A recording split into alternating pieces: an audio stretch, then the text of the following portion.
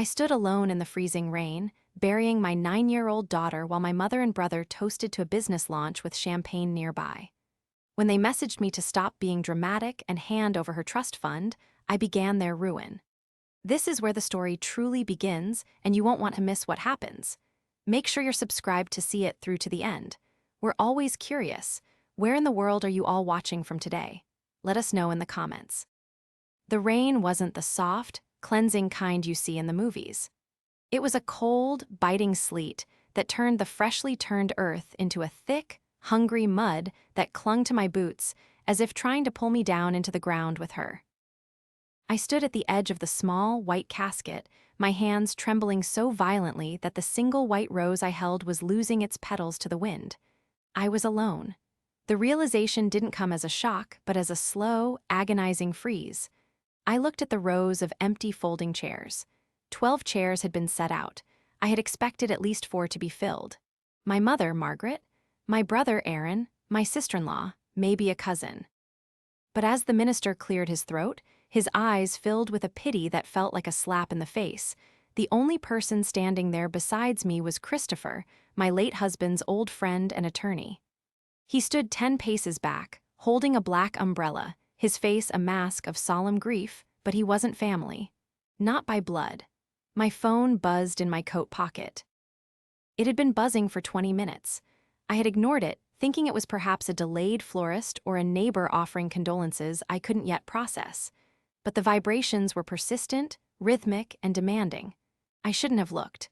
I should have kept my eyes on the casket, on the final moment I would ever be this close to my sweet Maya. But the silence of the cemetery was so heavy that the buzzing felt like a scream. With numb fingers, I pulled the device out. There was a photo in my notifications from my mother. It was a group shot. There was Margaret, draped in her favorite silk scarf, holding a crystal flute of amber bubbles. Beside her was Aaron, grinning broadly, his arm around a man I recognized as a local property developer. They weren't at a wake. They weren't even at home.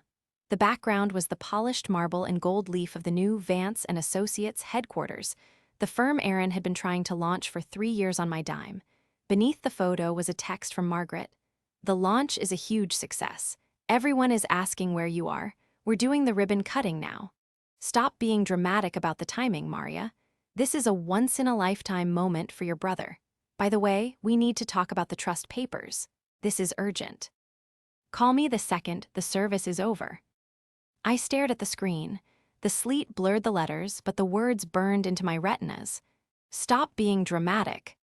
My daughter, the girl who loved drawing sunflowers and had a laugh that could brighten the darkest room, was being lowered into the dirt, and my mother thought my presence at her grave was a performance.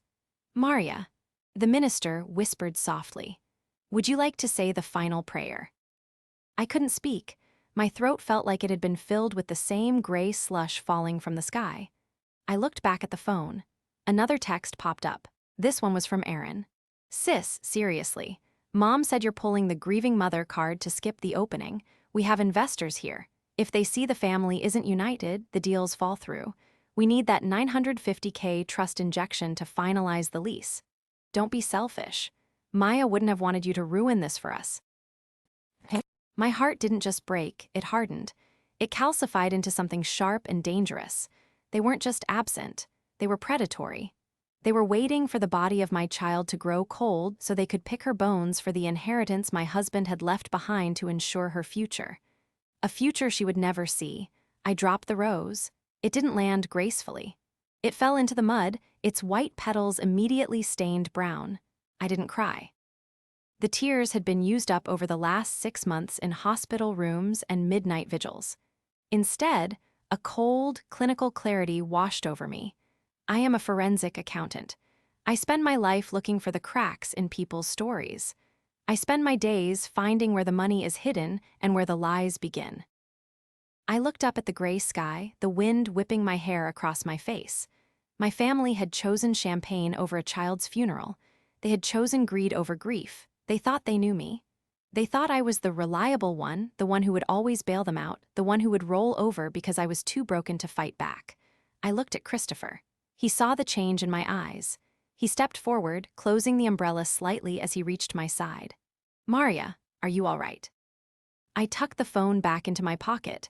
I felt a strange, terrifying sense of peace. The world was quiet, save for the sound of the dirt hitting the lid of the casket. "I'm fine, Christopher," I said, my voice sounding like it belonged to a stranger. In fact, I've never been more certain of what needs to happen next. I turned away from the grave. I didn't look back. I had a daughter to honor, and I realized now that the best way to honor her wasn't with flowers, but with justice. My family thought they were celebrating a beginning today. They had no idea that I was about to give them the end they deserved. The betrayal was worse than the diagnosis itself. The drive back from the cemetery was a blur of gray highway and rhythmic windshield wipers. Christopher drove in silence, sensing that any words would be like throwing pebbles at a collapsing building. I sat in the passenger seat, my hands folded neatly in my lap, staring at the raindrops racing down the glass. I wasn't thinking about the funeral anymore. I was thinking about the $950K. That money wasn't just a number on a ledger. It was the result of my late husband's brilliance and his paranoia. He had been a partner at a top-tier estate law firm, and he had seen the worst of humanity, families tearing each other apart over silver spoons and vacation homes. When he was diagnosed with the heart condition that eventually took him, he spent his final weeks not in a bed, but in his study, drafting documents that were as much a shield as they were a legacy. He had known my family. He had watched Aaron borrow money for a failed car wash, a failed app, and a failed clothing line. He had watched Margaret guilt-trip me into paying for her wellness retreats, while I was working 60-hour weeks to keep our house.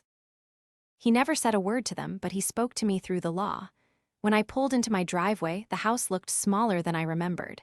It was a beautiful craftsman, the kind of home people call sturdy. I walked inside, the silence of the foyer hitting me like a physical weight. No small shoes kicked off by the door, no humming from the kitchen. My phone rang. It was Margaret. I debated letting it go to voicemail, but I needed to hear it. I needed to hear the sound of the bridge burning. "Maria." Finally, Margaret's voice was high-pitched, strained through a fake cheerfulness that set my teeth on edge. In the background, I could hear the clink of glasses and the low hum of a crowd. "I was beginning to think you turned your phone off entirely. Did everything go okay?" "You know, the service." "The service was quiet, Mother," I said, my voice flat. "I was the only one there, aside from Christopher." "Well, you know how it is," she said, her tone shifting instantly to the defensive. "Aaron's launch was scheduled months ago. These investors don't wait for anyone. It's about the future, Maria. We have to look forward." Maya would have been so proud of her uncle. He's finally doing it. He's a CEO. "He's a man who couldn't find an hour to say goodbye to his niece," I replied. "Oh, don't start with the guilt, Maria. It's so exhausting," Margaret sighed. I could almost see her rolling her eyes, adjusting her pearls. "We are all grieving in our own way. My way is supporting my living son so he doesn't end up in the poorhouse. Now, about the trust. Aaron's office lease requires a proof of funds by 5 p.m. today. I've already contacted the bank, but they said your signature is required as the primary executor. I'll send a courier over with the papers. The trust is for Maya, Mother. It's her inheritance." "Maria, honey, let's be realistic." Margaret's voice dropped into a cooing, patronizing register. "Maya doesn't need it anymore. And you have your job, your house, you're fine, but the family name is at stake here. Aaron has worked so hard. If he doesn't get this capital, the office space goes back on the market and he loses his deposit. It's $950,000 sitting in an account doing nothing. It's just paperwork." "It's not just paperwork to me." "Don't be difficult. You're being dramatic because you're emotional." "I get it, but this is business. This is urgent. Sign the papers, and we can all have a nice dinner next week to celebrate Aaron's success and remember Maya." "Okay." I looked at the framed photo on the mantel. Maya at the beach, her face smeared with ice cream, leaning against her father. They were both gone, and the woman on the other end of the line was treating their memory like a line item she wanted to delete. "I'll look at the papers, Margaret," I said softly. "Good," "That's my girl. The courier will be there in 20 minutes. Don't keep him waiting." She hung up without saying goodbye. I walked to my home office and sat at the desk. I didn't wait for the courier. I opened my laptop and logged into the secure portal Christopher had set up for me months ago. I began to pull up the trust documents, the real ones. As a forensic accountant, I've spent years deconstructing the urgent demands of people like my mother. I know that when someone says it's just paperwork, it usually means there's a clause they haven't read or a truth they're trying to hide. I scrolled through the dense legal jargon of the Maya Rose Trust. Most people see a wall of text. I see a map. I saw the distribution schedules, the tax indemnities, and the asset allocations. But then I found it. Section 14, 2, the Covenant of Familial Responsibility. My husband had been a genius. He hadn't just left money, he had left a test. I felt a cold shiver run down my spine, but it wasn't from the rain.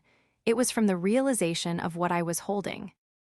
My mother and brother were so blinded by the glimmer of the $950K that they hadn't bothered to look at the fine print.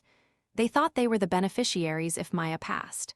And technically, they were under very specific, very strict conditions. I leaned back in my chair, staring at the screen. The sleet continued to drum against the window, a relentless, steady beat. My family thought they had won because I was alone at a grave. They thought my grief made me weak, a soft target for their manipulation. But they had forgotten one crucial thing. I wasn't just a grieving mother. I was the person who knew exactly where every cent they had ever touched came from, and I was the only person who knew exactly how it was all about to vanish. To understand why my mother and brother felt entitled to Maya's legacy, you have to understand the dynamic of the Vance family. For 30 years, I was the support beam. When my father walked out, I was the teenager who took a second job at the grocery store so Erin could have the latest sneakers and Margaret could keep her hair appointments at the salon. When I married my husband, David, they saw him not as a son-in-law, but as a walking ATM. David was kind, perhaps too kind initially. He paid for Erin's gap year in Europe, which turned into 3 years of wandering. He paid for Margaret's kitchen remodel. He did it because he loved me, and he knew how much I craved a functional, happy family. But then Maya got sick. The day of the diagnosis, the world stopped spinning for me. I expected my family to be the net that caught us. Instead, they were the weights that pulled us down. Margaret would visit the hospital, but only to complain about the uncomfortable chairs or to tell me how stressed she was by the whole situation. Erin would call, but only to ask if I could talk to David about a short-term loan for his latest business idea. While I was sleeping on a cot in a pediatric oncology ward, Erin was leasing a luxury SUV he couldn't afford. While I was holding Maya's hand through her 3rd round of chemo, Margaret was hosting a charity brunch where most of the proceeds went toward the catering and her own administrative fees. They had spent years bleeding me dry, and they expected the death of my daughter to be their final windfall. An hour after the phone call, the doorbell rang. It wasn't a courier. It was Margaret and Erin in the flesh. I opened the door to find them looking like they had stepped out of a magazine. Margaret was in a charcoal wool coat with a fur collar, her makeup perfect despite the humidity. Erin was in a slim-fit Italian suit, his hair gelled to a high shine. He was holding a leather briefcase like a prop. "We decided the courier was too impersonal," Margaret said, pushing past me into the foyer without waiting for an invitation. "And we wanted to see how you were doing. Truly." She didn't look at me. She looked at the house, her eyes scanning for any new furniture or signs of wealth. "You look tired, Maria," Erin said, leaning against my entryway table. He didn't offer a hug. He didn't even mention the cemetery. Grief does that. It clouds the judgment. That's why we're here to help you handle the heavy lifting, the business side of things. "The business side of my daughter's death?" I asked, my voice dangerously low. "Don't be macabre," Margaret snapped, draped her coat over my banister. "It's about the estate. Erin's new firm, Vance & Associates, is the future of this family. He's into high-end consultancy now, but he needs the liquidity. David's trust for Maya. It was always meant to stay in the family, wasn't it? Since she's, Well, since she doesn't need it, it's only right it moves to the next project. The next project, I repeated. I led them into the living room. I didn't offer them tea. I didn't offer them a seat. Aaron opened his briefcase and pulled out a stack of documents. I've had my legal guy look these over. It's a standard transfer of executorship. You sign here and the funds move to the corporate account. We'll even give you a nominal consultant role on paper so you get a little kickback. Everyone wins. I looked at Aaron. He was 35 years old and had never held a job for more than 6 months. He was a professional parasite, polished to a mirror finish by our mother's relentless ambition. Aaron, do you even know what the trust says? I asked. Have you actually read the deed of gift? He laughed, a sharp, dismissive sound. Legal mumbo-jumbo, Maria. David was a lawyer. He loved to overcomplicate things. But money is money. It's in an account and we need it. The lease for the office is in the city's most prestigious building. If we don't show the proof of funds, the landlord takes the next offer. This is about prestige. This is about the Vance name. The Vance name, I said, turning to Margaret. Is that why you weren't at the funeral today, Mom? Because you were worried about prestige? Margaret smoothed her skirt, her face tightening into a mask of cold annoyance. I told you, Maria. We were working. Life goes on. I loved Maya, of course I did, but crying over a grave won't pay the bills or build Aaron's empire. You've always been so stuck in your feelings. It's why you're a mid-level accountant and not a partner.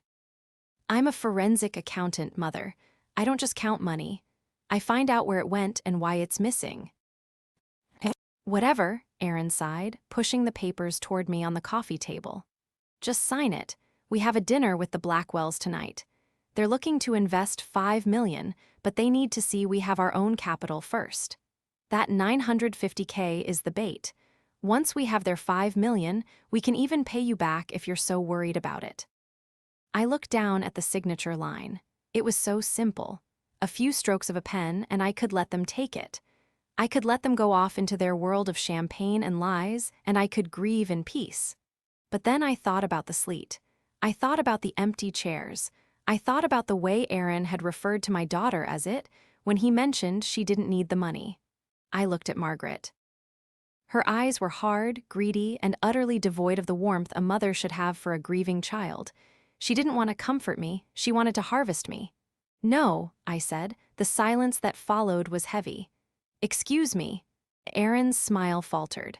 I'm not signing these, I said, standing up. And I think it's time you both left. I have work to do.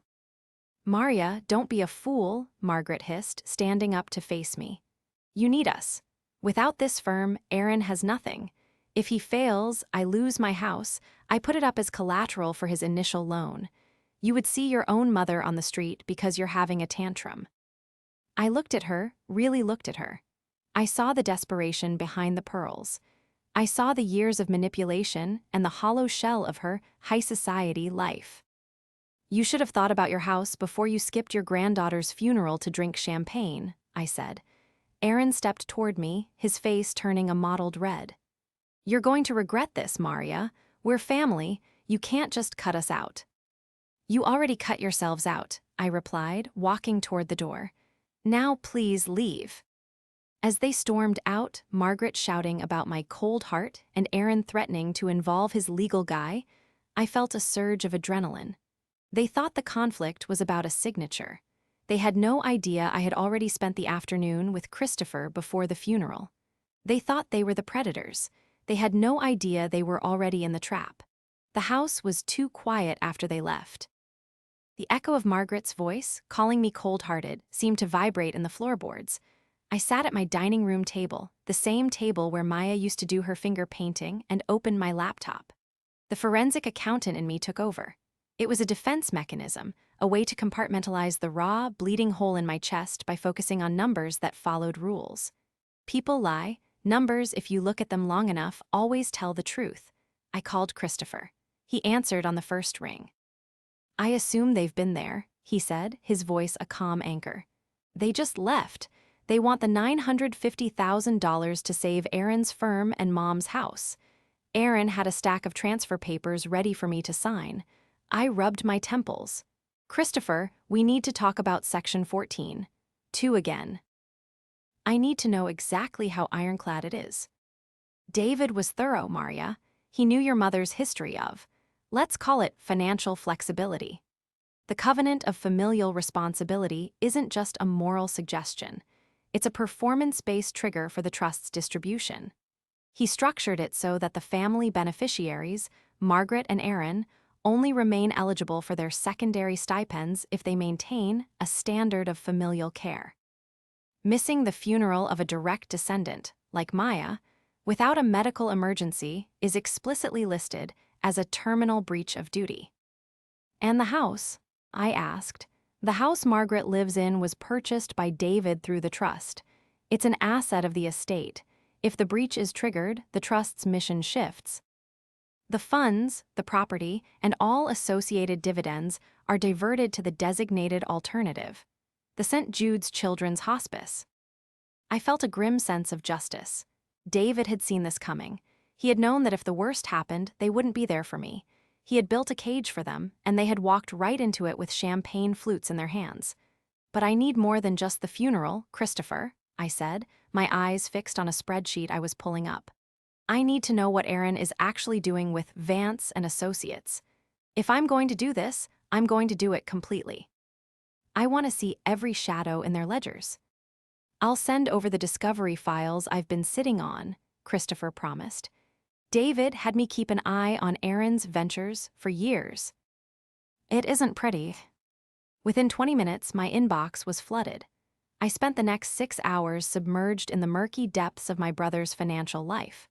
As a forensic accountant, I'm used to seeing creative bookkeeping, but Aaron was amateurish. He wasn't a CEO, he was a gambler using other people's chips. I found a series of consultancy fees paid out to shell companies that led right back to his personal credit card debts. But the real shock came when I looked at the mortgage documents for my mother's home. Margaret had told me she put the house up as collateral for Aaron's loan. What she hadn't told me was how she got the bank to approve it. I zoomed in on a PDF of a notarized signature.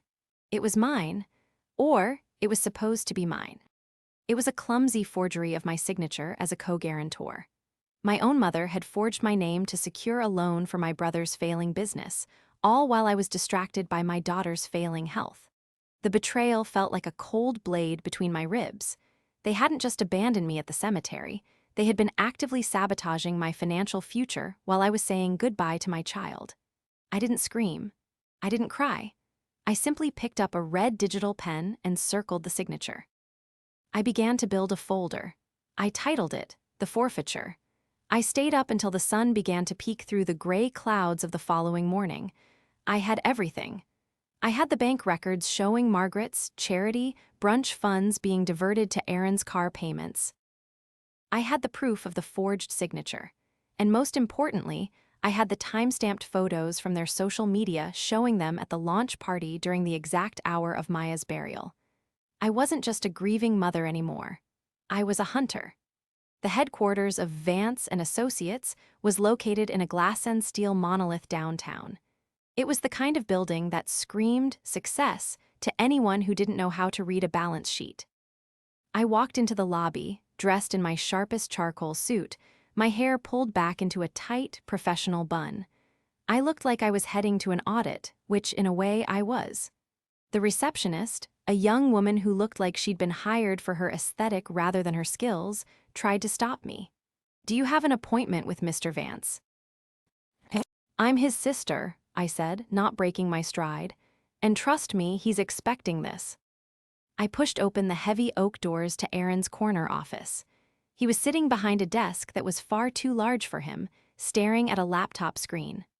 Margaret was there too, perched on a velvet guest chair, looking over some fabric swatches for what I assumed was the new office decor. "Maria," Aaron looked up, startled. A flicker of hope crossed his face. "Did you bring the signed papers? I knew you'd come around. Family is family, right?" I walked to the desk and placed a single, slim manila folder on the polished surface. I didn't sit down. "I didn't bring the papers you wanted, Aaron," I said. "I brought the ones you actually need to see." Margaret stood up, her brow furrowed. Maria, what is this? We have a meeting with the Blackwells in an hour. We don't have time for your theatrics. Theatrics? I looked at her. You mean like the charity brunch you hosted last month, Mom? The one where you told everyone the proceeds were going to pediatric research. I opened the folder and slid a document across the desk. Because according to these bank reconciliations, $15,000 of those donations went directly to pay off the arrears on Aaron's leased Porsche. Margaret's face went pale, the color draining from her cheeks until her blush looked like two angry bruises. That was a temporary reallocation. Aaron needed to maintain his image for the investors. I was going to replace it. With what? I asked, turning to Aaron. With the money from the trust you were planning to steal. The trust that was meant for the daughter I buried yesterday while you were popping corks. Aaron slammed his hand on the desk. Steal? That's a strong word, Maria. It's family money. It was David's money. And frankly, you're being selfish by sitting on it when we're on the verge of greatness here. Greatness? I laughed, and it was a cold, sharp sound. Aaron, you're on the verge of a prison cell. I know about the forged signature on the mortgage guarantee. The silence that followed was deafening. Aaron's eyes darted to Margaret, who suddenly found her silk scarf very interesting. I have no idea what you're talking about, Aaron stammered, his voice climbing an octave. I'm a forensic accountant, Aaron. Did you really think you could forge my handwriting on a legal document and I wouldn't notice? The bank has already flagged the discrepancy. All it takes is one phone call from me to confirm it's a forgery, and the fraud investigators will be through these doors before your investors even arrive. You wouldn't, Margaret gasped, her hand flying to her throat. You would send your own brother to jail. After everything I did for you, I raised you. You raised me to be a safety net for your favorite child, I countered. But the net is gone, and because you both chose to skip Maya's funeral to celebrate this. This monument to your own ego, you've triggered the covenant of familial responsibility. The what? Aaron sneered. Stop making up words. It's in the trust deed, Aaron. Section 14.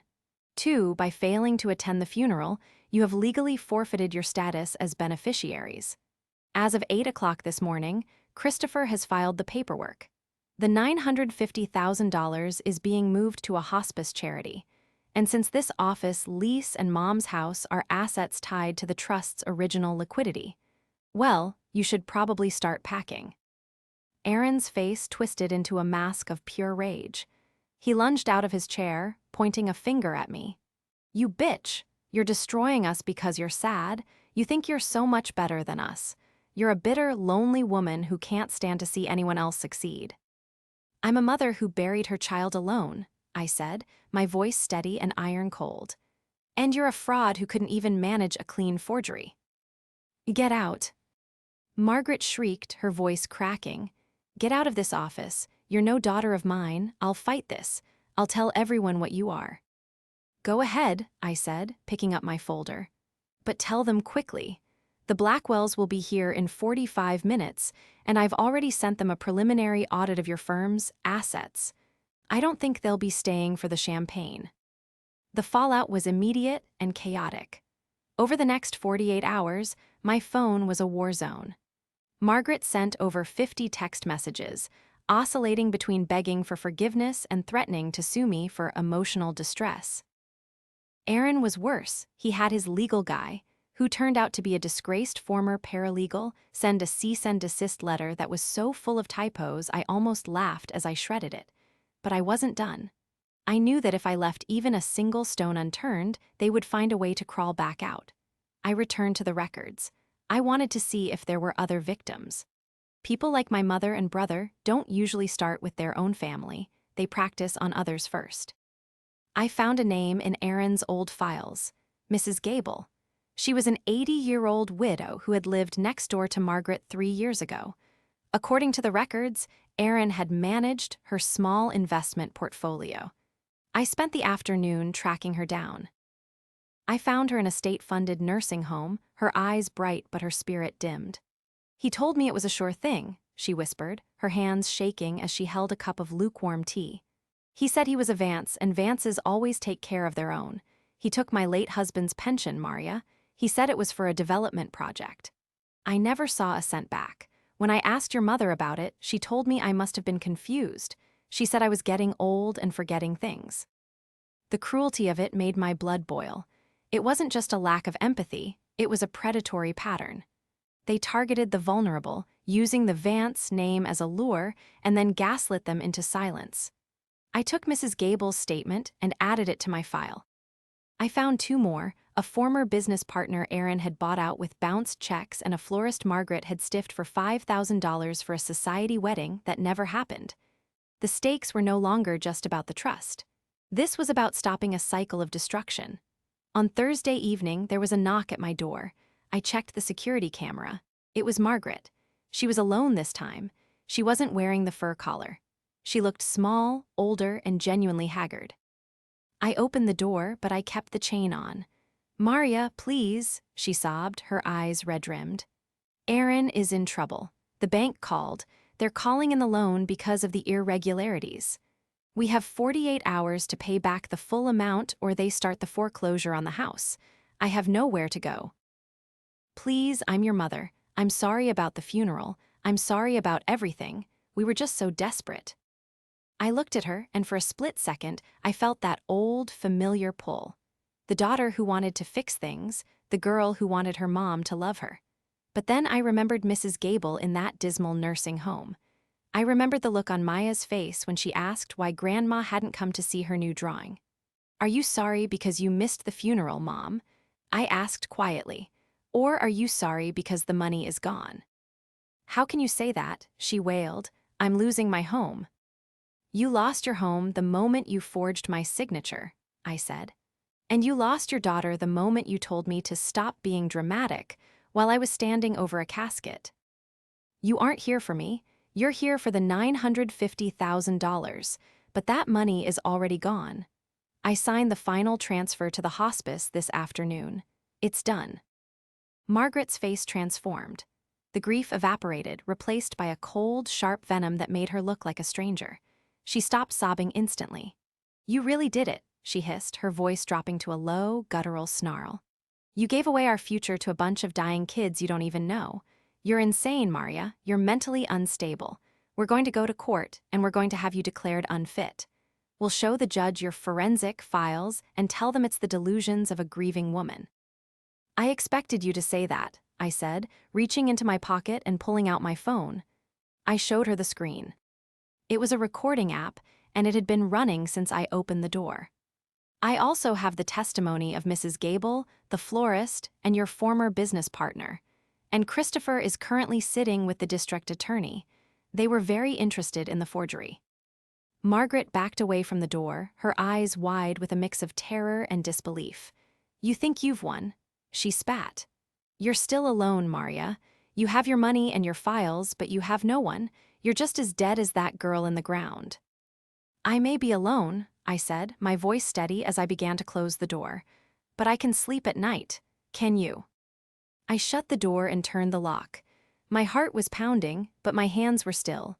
I walked back into the kitchen and sat down. The second confrontation was over. I had presented the proof, and I had seen them for exactly what they were. There was no going back now.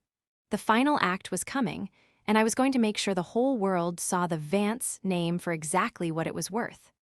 The grand ballroom of the Plaza Hotel was a sea of shimmering gold and crystal, a place designed to make people feel like they were part of something timeless and untouchable. This was the venue Aaron and Margaret had chosen for their founders' dinner. They had invited the city's elite, the old money they so desperately craved to be, and the new money, like the Blackwells, who were looking for a place to park their capital. I stood in the foyer, watching through the partially opened double doors. The air smelled of expensive perfume, seared scallops, and the sharp, metallic tang of desperation. I saw Margaret flitting from table to table like a moth to a flame, her laughter too high, her gestures too wide.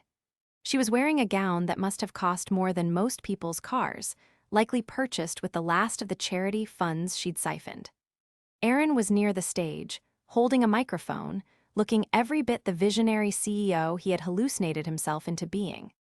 Christopher stood beside me, adjusting his tie. He held a leather portfolio. "Are you ready, Maria? Once we walk in there, there is no going back. The bridges won't just be burned, they'll be vaporized." "I didn't come here to build bridges, Christopher," I said, feeling the weight of the digital recorder in my pocket and the hard copies of the audit in my hand. "I came to finish the job." As Aaron began his speech, his voice booming through the speakers about legacy and the strength of the Vance family bond, I signaled to the tech booth. I had spent the afternoon consulting with the venue's AV technician, a young man who was more than happy to help once I showed him the unpaid invoices Aaron had left at his father's small printing shop. Aaron reached his crescendo. "And so, as we look toward a future of unprecedented growth, I want to thank the two women who made this possible. My mother, Margaret, and my sister, Maria, who, though she couldn't be here tonight due to her own personal struggles, has been the backbone of our financial structure." That was my cue. I pushed the doors open. The heavy wood thudded against the walls, drawing every eye in the room toward the back. I walked down the center aisle, the clicking of my heels on the marble floor the only sound in the sudden silence. Aaron's face went from triumph to terror in 3 seconds. He gripped the microphone so hard his knuckles turned white. "Maria, what are you doing here? You're not on the guest list." "I'm the executor, Aaron," I said, my voice projected by the clip-on mic Christopher had helped me secure. "And as you just told everyone, I'm the backbone of your financial structure." So, I thought I'd provide the room with a real-time update on our unprecedented growth. "Maria, stop this," Margaret hissed, scurrying toward me, her eyes darting to the Blackwells, who were watching with rapt, horrified attention. "You're making a scene. You're unwell. Please, someone help her." "I've never been more sane, Mother," I said, stopping at the front of the room. I looked up at the giant projector screen behind Aaron. "Technician, if you please." The screen flickered to life. It wasn't the glossy promotional video Aaron had prepared. It was a side-by-side comparison of the Vance and Associates ledger and the personal bank statements I had spent 48 hours decoding. Red lines began to crawl across the screen, highlighting the consultancy fees that matched Aaron's gambling debts. The room gasped. I heard Mr. Blackwell stand up, his chair scraping harshly against the floor. "What is this?" Blackwell demanded, his voice a low growl. "Vance, explain this." "It's a lie," Aaron shouted, his voice cracking into a shrill register. "She's grieving. She's trying to ruin me because she's jealous." "Then explain this, Aaron," I said, pointing to the next slide. It was a high-resolution scan of the mortgage document.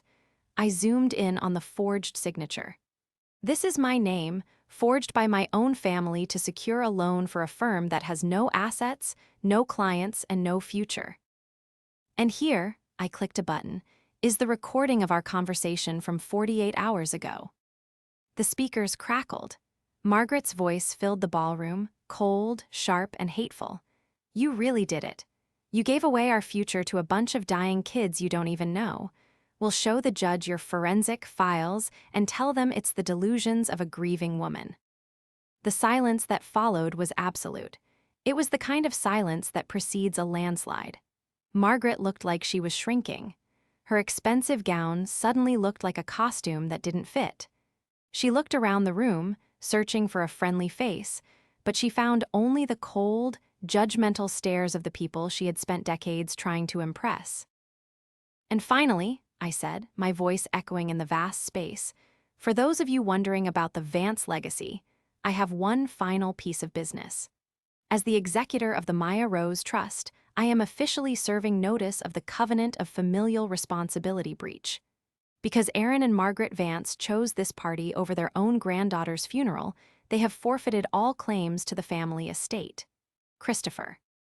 Christopher stepped forward and handed a stack of legal envelopes to Aaron. "You're being served, Aaron.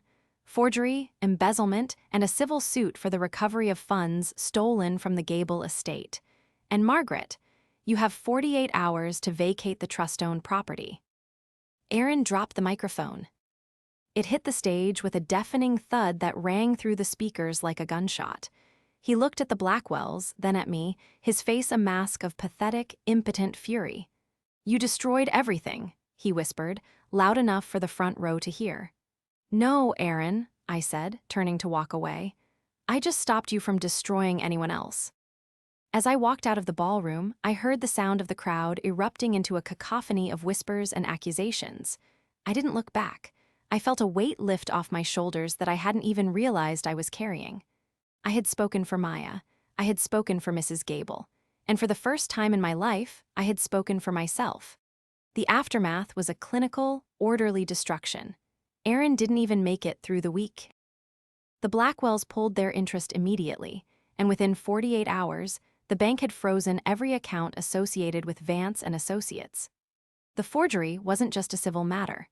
The district attorney's office, prompted by the evidence Christopher and I provided, opened a formal investigation. Aaron was arrested 3 days later at a cheap motel, trying to pack a suitcase full of company assets that were actually just office supplies and a few $100s in cash. Margaret fared no better. The social exile was swifter and more brutal than the legal one. The women she had lunched with for 20 years stopped taking her calls. The charities she chaired removed her name from their websites. When the movers arrived at the house David had bought to ensure she had a roof over her head, she was found sitting on the floor of an empty living room, clutching a photo of herself at a gala from 10 years ago. She didn't have anywhere to go. I heard she moved into a small, one-bedroom apartment funded by a distant relative she hadn't spoken to in a decade. I didn't reach out. Some betrayals are too deep for a bridge to ever span. A month after the dinner, I found myself back at the cemetery. It was a beautiful spring morning. The biting sleet of the funeral had been replaced by a soft, warm breeze that carried the scent of lilacs. The grass over Maya's grave was starting to grow in, a vibrant, stubborn green. I sat on a small stone bench nearby, a notebook in my lap. For the first time in years, I wasn't looking at spreadsheets or bank statements. I was looking at the flowers. Christopher walked up the path, holding 2 cups of coffee. He sat down beside me, handing me one. "The final transfer to the hospice went through this morning," he said softly.